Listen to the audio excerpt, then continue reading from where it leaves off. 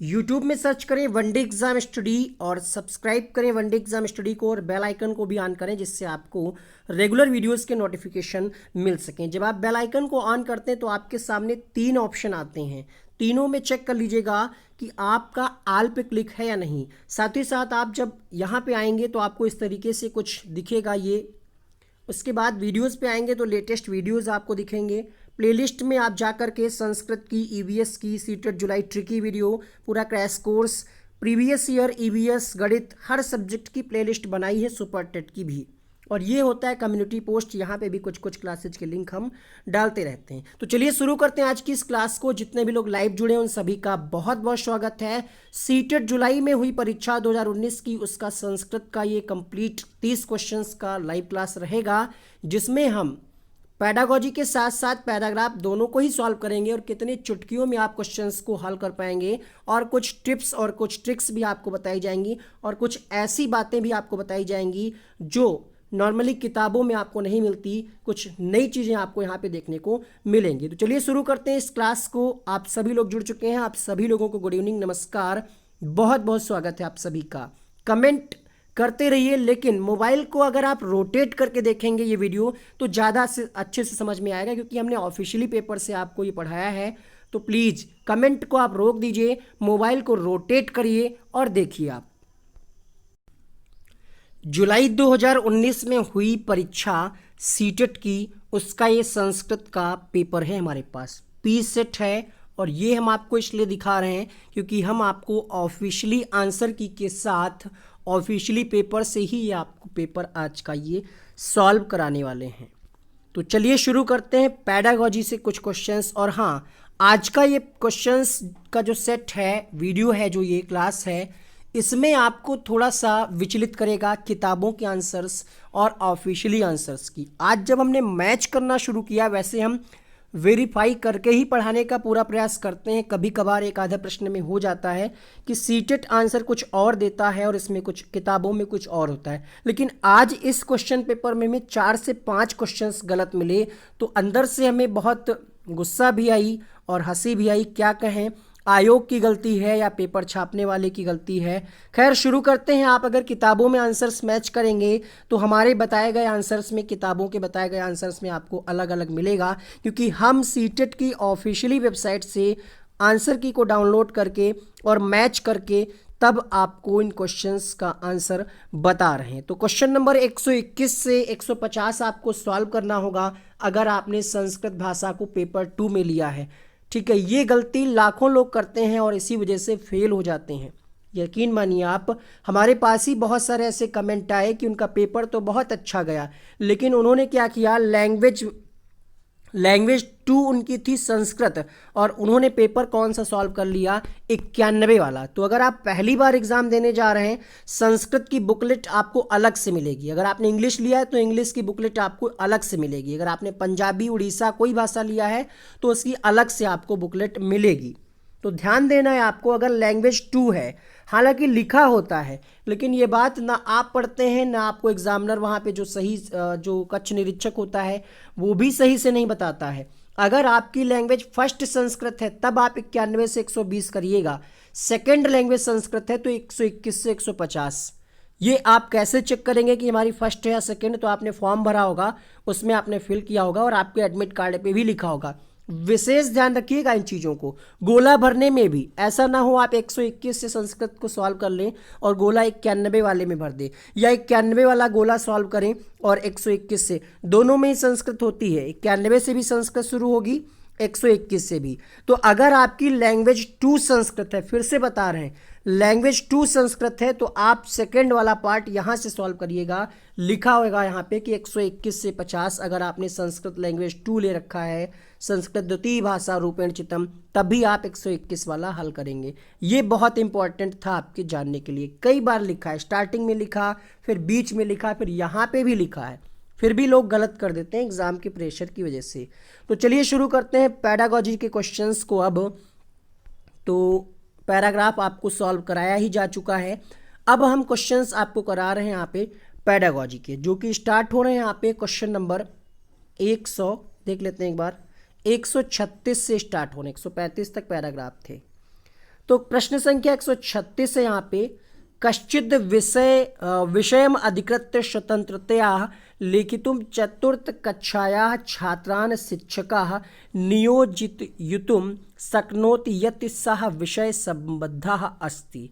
प्रश्न आपसे ये पूछ रहा है कि कोई विषय अधिकृत, स्वतंत्रतया मतलब यहाँ पे कई बार लोग क्या करते हैं, स्वतंत्रता शब्द देख करके उनको ये लगता है कि कहीं स्वतंत्रता दिवस वाला स्वतंत्रता तो नहीं है, और जैसे ही यहाँ पे स्वतंत्रता दिखता है उनके अंदर देशभक्त की भावना जागृत आ जाती है और आंसर लगा देते हैं राष्ट्रीयम, और उत्तर हो जाता है गलत।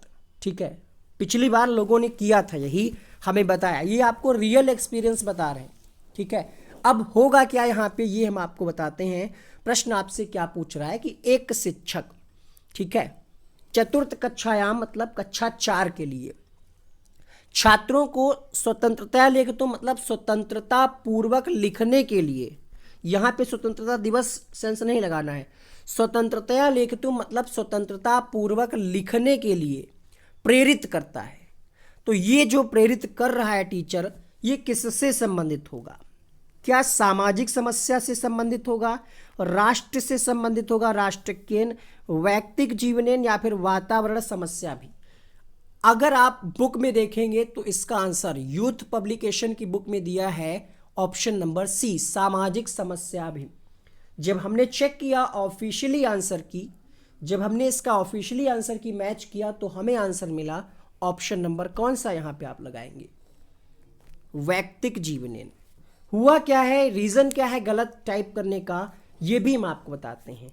यहां पे भी तीसरा ऑप्शन है और जो यूथ की बुक है उसमें भी तीसरा ऑप्शन है, लेकिन ऑप्शन में जो है यहां पे तीसरा ऑप्शन में क्या है, वैयक्तिक जीवनेन, और यूथ की बुक में है वहां पे तीसरा ऑप्शन सामाजिक समस्या भी। बस यहीं पे टाइपिंग मिस्टेक हुई हो या उन्होंने ऑफिशियली आंसर की मैच ना की हो, जो भी हो।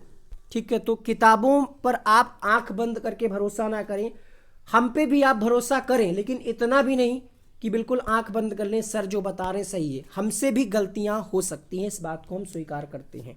तो प्लीज़ इस वीडियो को कंप्लीट देखिए, समझ बनाइए अपनी। यहाँ पे जो आंसर आएगा यहाँ पे वो होगा वैयक्तिक जीवनेन, अकॉर्डिंग टू ऑफिशियली आंसर की।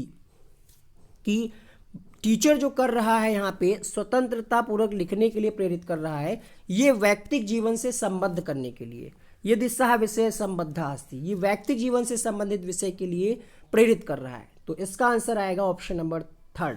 मजे की बात यह है कि वहां पे व्याख्या भी बहुत अच्छे ढंग से लिखी होती है। अगला प्रश्न है, अनौपचारिक माध्यमेन कस्याचित भाषायाः अधिगमार्थम अधोलिखितेषु कस्य समावेशः अस्ति। अनौपचारिक माध्यम, अनौपचारिक माध्यम आप जानते हैं क्या होता है, ऐसी शिक्षा की व्यवस्था जिसमें पत्राचार, जनसंचार के माध्यम से आप सीखते हैं, आपको कहीं निश्चित पाठ्यक्रम या निश्चित स्कूल जाना नहीं पड़ता है, उसको कहते हैं हम अनौपचारिक। तो अनौपचारिक शिक्षा का समावेश, अनौपचारिक माध्यम कस्याचित भाषाया अधिगमार्थम, किस भाषा के लिए, निम्नलिखित में से किस भाषा के अधिगम के लिए समावेशन करता है। तो यहाँ पे प्रश्न संख्या 137 जो सही जवाब मिलेगा वो होगा गृह परिवेश, क्योंकि अनौपचारिक भाषा हम गृह परिवेश से ही सीखते हैं, विद्यालय जाने की आवश्यकता नहीं होती, भाषा शिक्षण केंद्र जाने की आवश्यकता नहीं होती, जा सकते हैं लेकिन आवश्यकता उतना नहीं होती। जैसे आप इग्नू से बीएड किए होंगे कुछ लोग, या कुछ ऐसी यूनिवर्सिटी हैं, ओपन यूनिवर्सिटी जो कराती हैं, तो वो घर बैठे आप कर सकते हैं पत्राचार के माध्यम से। तो यहाँ पे आंसर मिलेगा गृह परिवेशस्य, इसका भी आंसर वहाँ पे गलत दिया है। अगला देखिए, पूर्व पठितायाः कक्षायाः पुनः कथनार्थम छात्रेभ्यः निर्देश्य शिक्षकः आकलितुं समर्थो भवेत्। पूर्व पठित, पहले पढ़ाया गया, पहले कभी पढ़ाया गया कोई टॉपिक, ठीक है, या कथा, पूर्व पठिताया कथा पुनर्कथनार्थम मतलब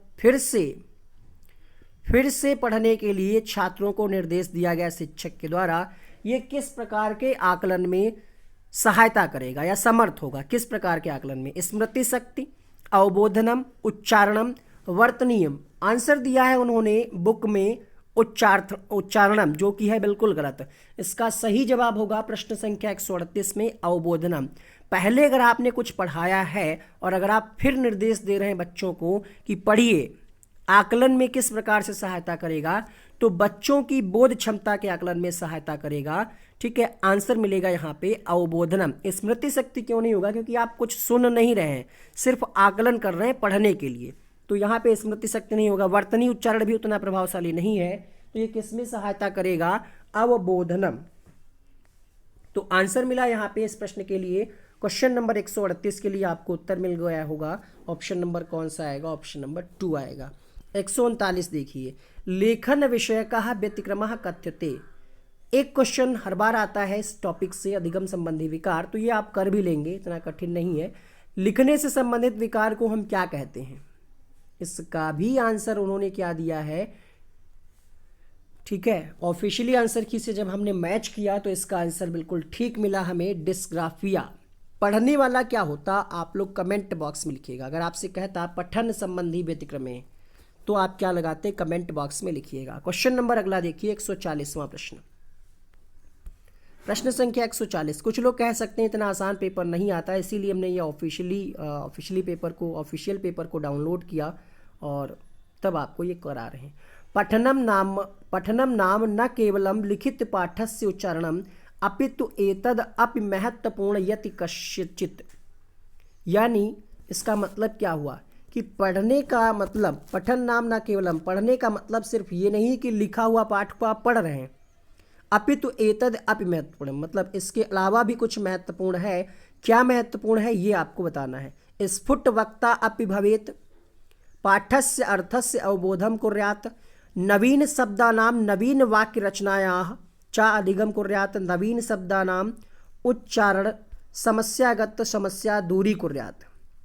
बताइए इसका आंसर क्या होगा, प्रश्न संख्या 140। तो इसका आंसर आएगा पाठस्य अर्थस्य अवबोधम कुर्यात्। मतलब ये हुआ यहाँ पे कि पढ़ने का मतलब सिर्फ ये नहीं है कि आप लिखा हुआ पढ़ रहे हो, उसका उच्चारण कर रहे हो, बल्कि उसको आप अवबोध, उसका आप बोध भी कर रहे हो।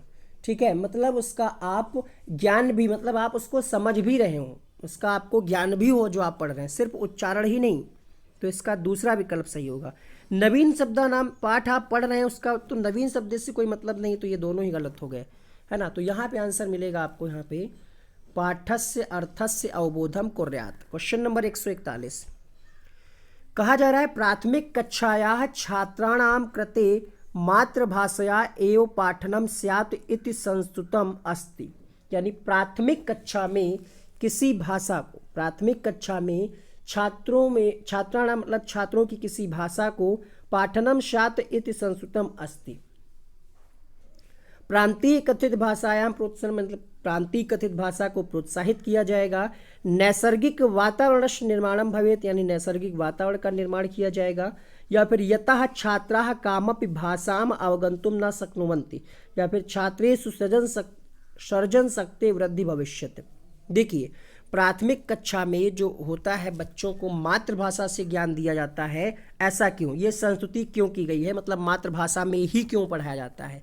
नैसर्गिक वातावरण निर्माणस्य भवेत, नैसर्गिक का मतलब होता है प्राकृतिक वातावरण, इसको लिख लीजिएगा, ये आपको फिर से हेल्प करेगा, 1 नंबर आपको दिलाएगा। नैसर्गिक का मतलब होता है ऐसा वातावरण जो प्रकृति से संबंधित हो, तो इसीलिए मातृभाषा में प्राथमिक स्तर पर बच्चे को शिक्षा दी जाती है।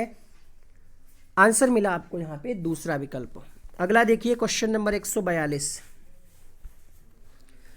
कहा जा रहा है यहाँ पे प्रथम कक्षायाः कृते भाषा, चलिए हम ऐसे आपको एक एक ऑप्शन दिखा देते हैं।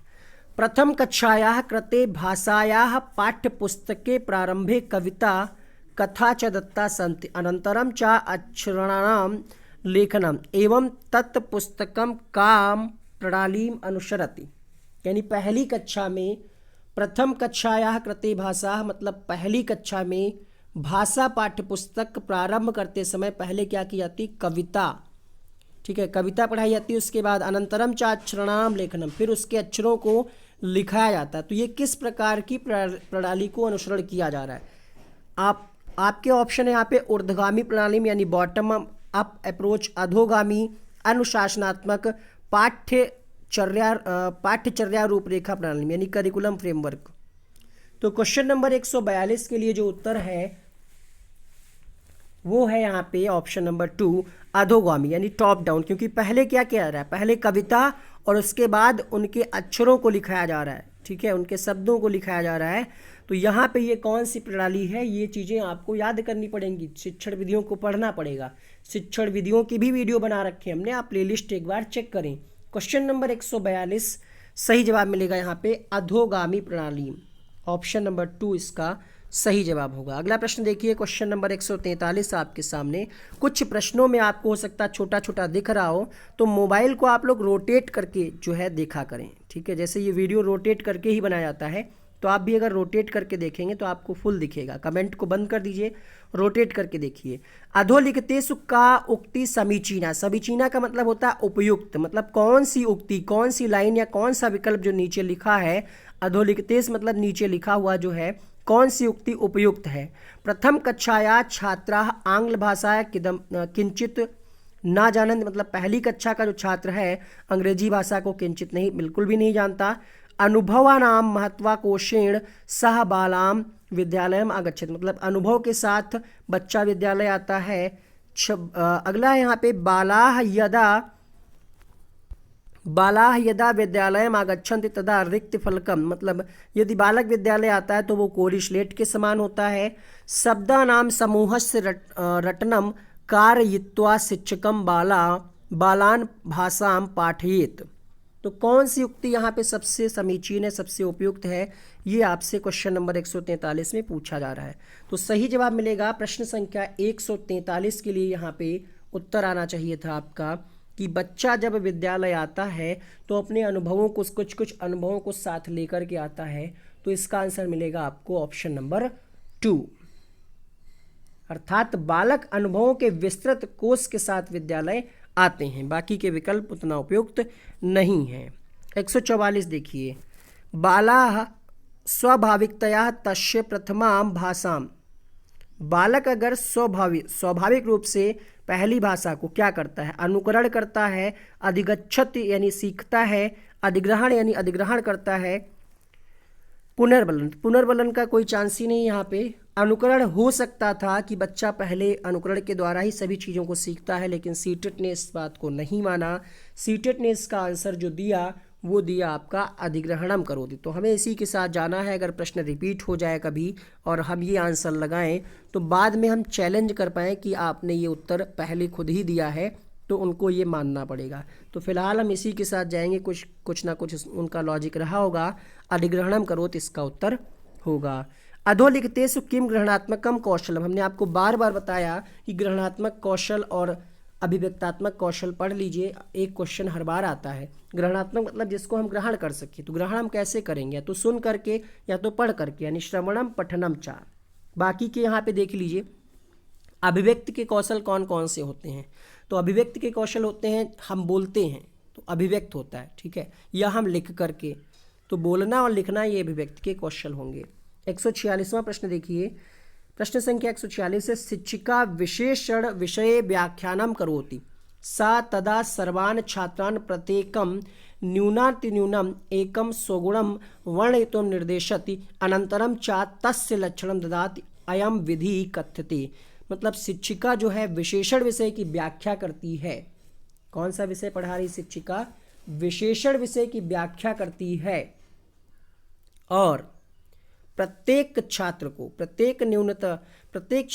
एक एक गुण बताने का, एक एक गुण के वर्णन का निर्देशन देती है। अनंतरम चा तस्य लक्षण, मतलब ये जो प्रक्रिया हो रही है ये किस विधि के अंतर्गत है, क्या आगमन, क्या निगमन, या फिर समग्र शारीरिक प्रतिक्रिया विधि, फिजिकल रिस्पॉन्स मेथड, या फिर निमज्जन विधि। इसका भी आंसर जो है सीटेट ने कुछ और दिया है, और एक गुरु हैं जिनके चैनल पे भी कुछ क्लासेस चल रही हैं संस्कृत की, उन्होंने भी इसका आंसर कुछ अलग बताया है। लेकिन अगर आप सीटेट की ऑफिशियली आंसर की चेक करेंगे तो उन्होंने इसका आंसर दिया है आगमन विधि। मानना ना मानना आपका काम है, हमारा काम आपको बताना है।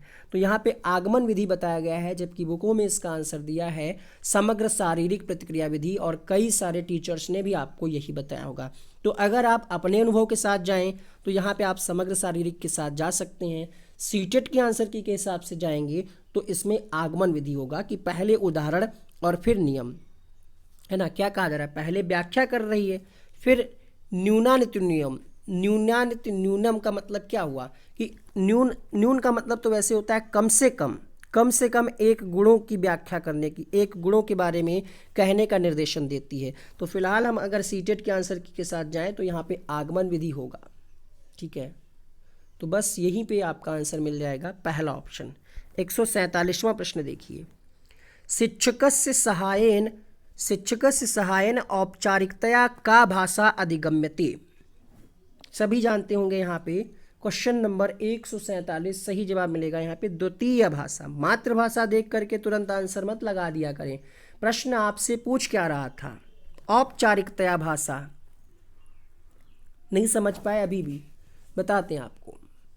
शिक्षक के सहयोग द्वारा औपचारिक भाषा यानी औपचारिकता से किस भाषा को सीखता है, तो यहाँ पे द्वितीय भाषा, ठीक है। अर्थात छात्र शिक्षक के सहयोग द्वारा औपचारिकता से द्वितीय भाषा को सीखता है। पहली भाषा मातृभाषा तो बच्चा घर से ही सीख करके आता है ना, यहाँ पे शिक्षक के सहयोग से पूछ रहा है तो इसका आंसर आएगा द्वितीय भाषा। बिल्कुल सही है, इसमें कोई डाउट नहीं।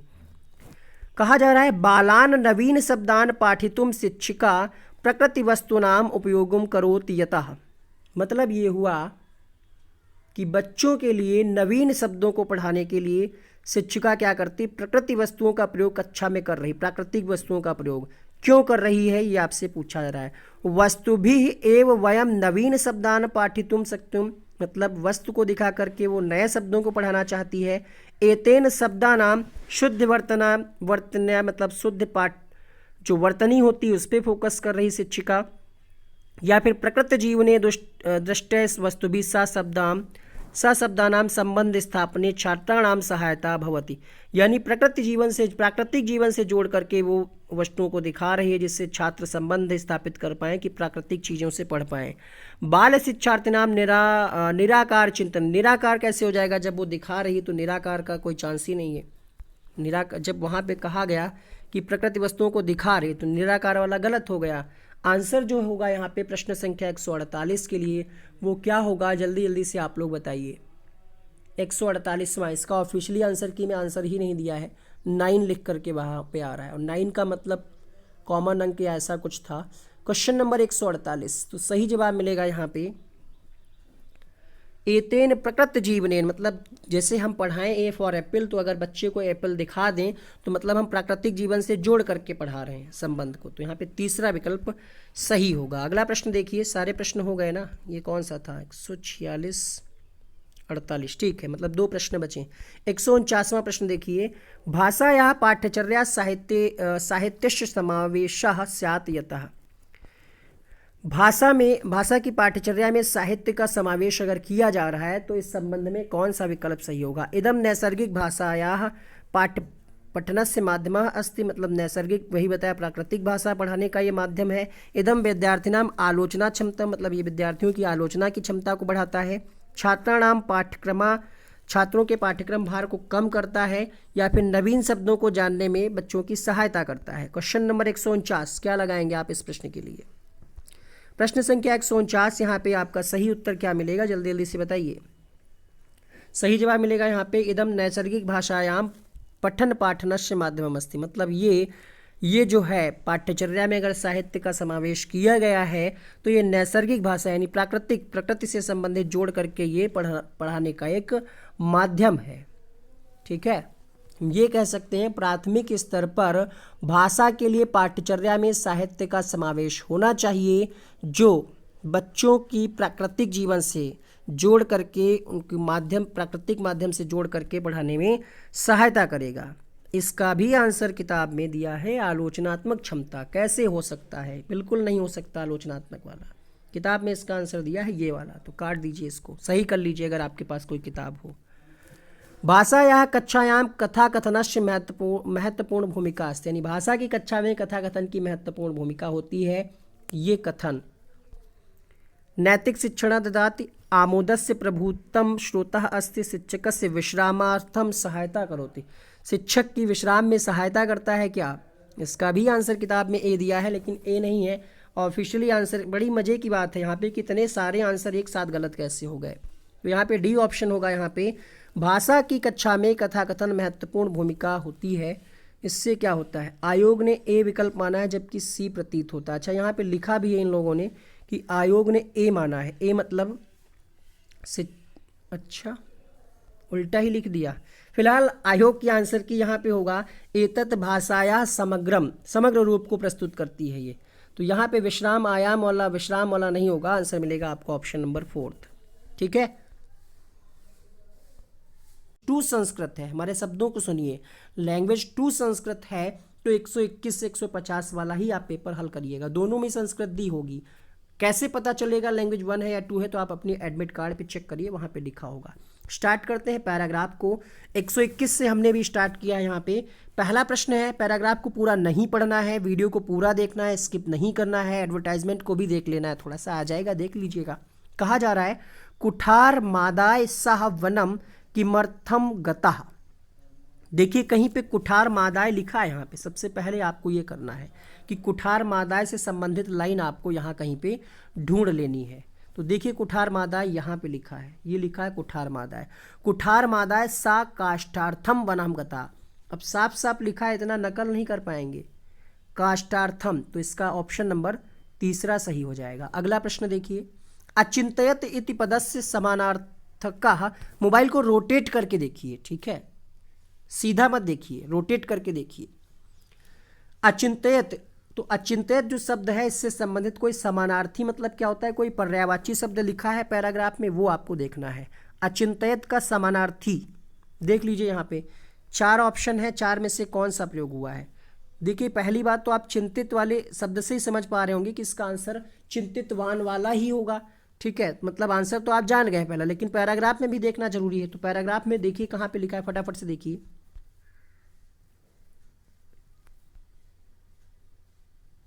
वीडियो को रोक करके भी आप देख सकते हैं।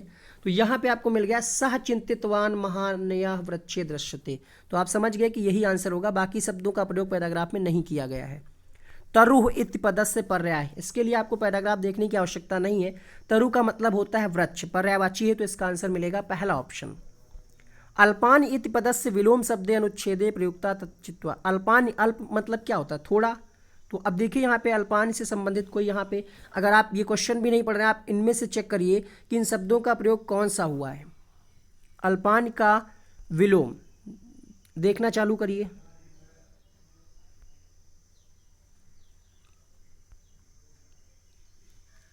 कस्मिंच नगरे मंथरको नाम तंतुवाः प्रतिवसति स्म कदाचित् तस्य सर्वाणि उपकराणि भग्नानि तथा कुठारमादाय सा काष्ठार्थम वनः गता, काष्ठार्थम वनम गता। डायरेक्ट हम आपको दिखाते हैं। इसके बाद यहाँ पे लिखा हुआ है तदनेन कर्तनेन प्रभुतानि। तो यहाँ पे आंसर क्या मिल जाएगा आपको, प्रभुतानि, पहला ऑप्शन सही होगा 124 का। 125वां देखिए, रक्षायाः योग्यः इत्यर्थे कः पदः अनुच्छेदे प्रयुक्तः चित्वा लिखते। रक्षा, अब रक्षा का समानार्थी निकाला जा रहा है, विलोम तो पूछ नहीं रहा, तो सिंपल सी बात है रक्षणी हो जाएगा, दर्शनी थोड़ी हो जाएगा, पठनी थोड़ी हो जाएगा, ये भी नहीं होगा। तो इतना तो आपके अंदर कॉमन सेंस आ चुका है, हमें पता है आप कर लोगे। 30 में 27 28 आपके बड़े आराम से आ जाएंगे, लोगों के आए हैं, इसीलिए हम कह रहे हैं। सिर्फ मेरे वीडियोज़ को देख करके देख लीजिए, अगर आपको यकीन नहीं हो रहा है तो यहीं कहीं पर रक्षणीय लिखा होगा, और कुछ और जो शब्द दिए हैं ऑप्शन में वो नहीं लिखे होंगे। रक्षणी आपको दिख गया, आंसर मिल गया।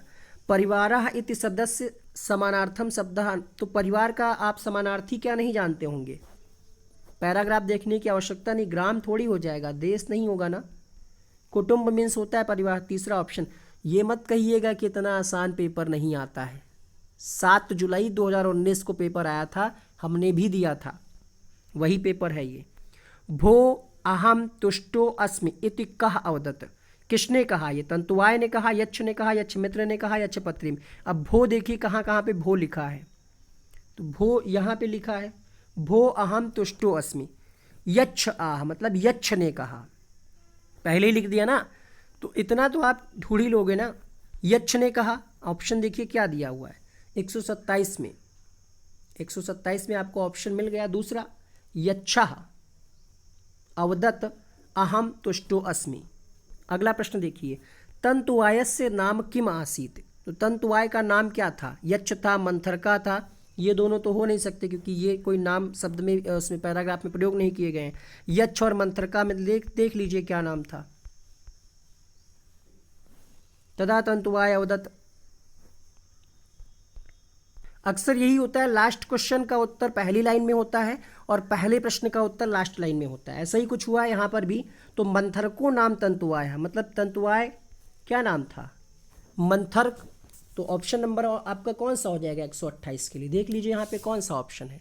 128 का आपको ऑप्शन मिलेगा दूसरा विकल्प। ठीक है, मंथरका। 129वां प्रश्न देखिए, एक और पैराग्राफ है अब यहाँ पे। इसमें थोड़ा सा आपको दिक्कत होगी। दिक्कत इसलिए नहीं होगी, दिक्कत इसलिए होगी क्योंकि उस वाले पैराग्राफ में क्वेश्चन यहाँ थे, पैराग्राफ यहाँ था और क्वेश्चन इधर थे। यहाँ पे आपको थोड़ा सा मेहनत करनी पड़ेगी हमारे साथ साथ। वीडियो को स्किप मत करिएगा, समझाने का पूरा प्रयास करेंगे हम। शकुनः जानाति इत्यस्य कृते कः शब्दः भवति। शकुनः जानाति, अब देखिए शकुनः जानाति मतलब शकुनः जानाति से संबंधित कौन सा शब्द प्रयोग किया गया है पैराग्राफ में। तो भैया जब शकुनः जानाति है तो कोई और का कोई सवाल ही नहीं उठता ना। शकुनः की हो जाएगा, शकुनः का नहीं देखना चाहते हैं पैराग्राफ में, देख लीजिए क्या लिखा हुआ है। शकुनज्ञ, शकुनज्ञ और दिखा दें, इतना काफ़ी है। ठीक है, तो आप कर लेंगे, बस डरना नहीं है, आराम से करना है। और हाँ, कर लेना है तीसरे चौथे नंबर पे, सबसे लास्ट में ना नहीं जाना है आपको। पहले आप बाल विकास, हिंदी जो आपको सरल लगे, मैथ को लास्ट में करिएगा, संस्कृत को बीच में कर लीजिएगा। तो यहाँ पे आंसर आ जाएगा शकुनज्ञः। 130 देखिए, सर्व प्रकारेण इत्यस्य कृते कः शब्दः अनुच्छेदे प्रयुक्तः तच्चित्वा लिखत। संस्कृत में पेपर बनाने वाले भी ज़्यादा मेहनत नहीं करना चाहते। इतने में ही जब 30 लाख लोग फॉर्म देते हैं तो 3 लाख 4 लाख पास होते हैं। तो सर्व प्रकारेण का बस ये देख लेना, आपसे पर्यायवाची पूछ रहा है, समानार्था पूछ रहा है इत्यस्य कृते कः शब्दः। अगर पर्यायवाची होता तो लिखा होता कि यहाँ पे विलोम शब्द या विपरीतार्था। यहाँ पे लिखा है ये जो शब्द है, कौन सा शब्द इससे संबंधित पैराग्राफ में लिखा हुआ है? अन्यथा, यथा, सर्वथा, तथा, यथा, यथा, तथा। तो सर्व प्रकार मतलब सभी प्रकार से। देखना है पैराग्राफ, देख लीजिए, आंसर इसका आ जाएगा सर्वथा। 130 का तीसरा विकल्प देख लीजिए यहाँ पे।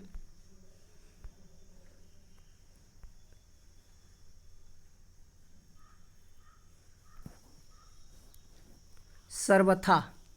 ठीक है, इस तरीके से आपको ढूंढना है आंसर।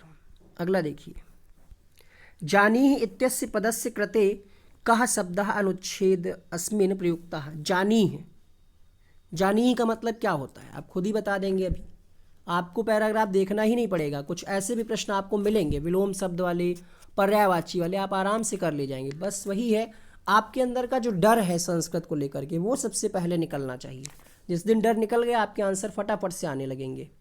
तो बताइए फिर इसमें क्या आ जाएगा आंसर?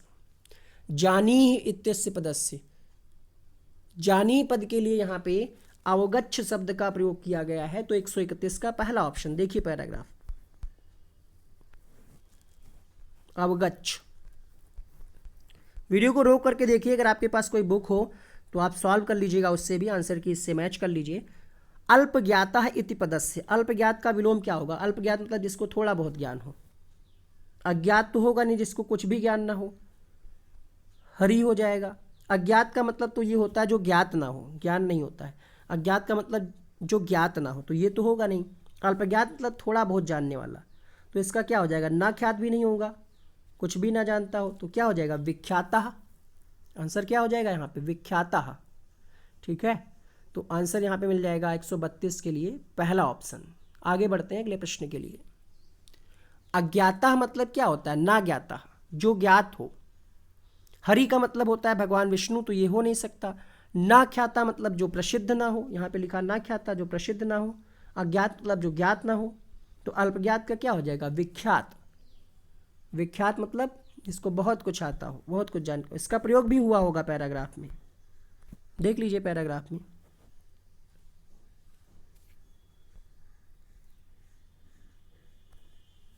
ठीक है, इस तरीके से आपको क्वेश्चंस को सॉल्व करना है। कुछ क्वेश्चंस रह गए और कराते हैं आपको। वीडियो को लाइक नहीं किया आपने? लाइक शेयर कर दिया करें, जिससे जो भी लोग तैयारी करें उन तक ये वीडियो पहुंच जाए। अगला प्रश्न है यहाँ पे, स्वीकुरुष्य इति पदस्य समानार्थकः शब्दः। स्वीकुरुष्य का समानार्थी क्या होगा? Question number 133। 133 का आंसर क्या होगा? स्वीकुरुष्य का मतलब क्या होता है, पहले आप ये समझिए। स्वीकुरुष्य का मतलब क्या होगा? स्वीकार करना एक तरीके से, है ना।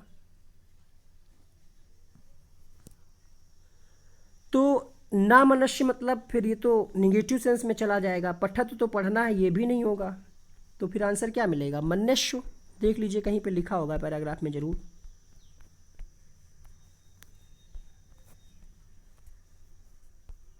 दिखा? ये लिखा है मनुष्य। अगला देखिए, भूपश्य नाम किम आसीत। अभी हमने आपको क्या बताया था कि लास्ट वाले क्वेश्चन का आंसर पहली लाइन में ज़्यादातर होता है, तो आपको चेक कर लेना है पहली लाइन।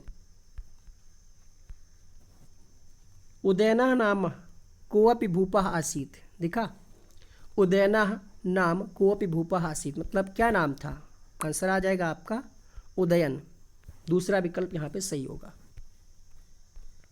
अगला देखिए 135वां, तृतीयः मूषकः कथमासीत्। पुष्टांगः कुशांगः सर्वथा अंधः सर्वथा अजः। देखिए पैराग्राफ में तृतीया मूषका वाली लाइन पकड़िएगा, जहां कहीं भी मिल जाए। तृतीया मूषका, हम आपको याद दिला रहे हैं, तृतीया मूषकः। अहम त्रीन मूषका न पश्यब। हमने 3 मूषक देखे, एक पुष्टांग, एकः पुष्टांग अपरः कृशतनु, तृतीया तु सर्वथा अंधा मतलब तीसरा हमेशा क्या था? अंधा था। आंसर मिल गया ना आपको। पहला हष्टपुष्ट, दूसरा दुबला पतला, तीसरा कैसा था? तो अंधा था। आंसर क्या मिला आपको यहाँ पे? सर्वथा अंधा। अजह भी लिखा है, अजह नहीं होगा, अंधा हो। संस्कृत पेडागोजी ट्रिक का वीडियो यहाँ पे आ रहा है, उसको आप क्लिक करके देख सकते हैं। कुछ अन्य वीडियो भी आ रहे होंगे और चैनल का लोगो भी आ रहा होगा। यहाँ से भी आप सब्सक्राइब करके बेल आइकन को ऑन कर सकते हैं।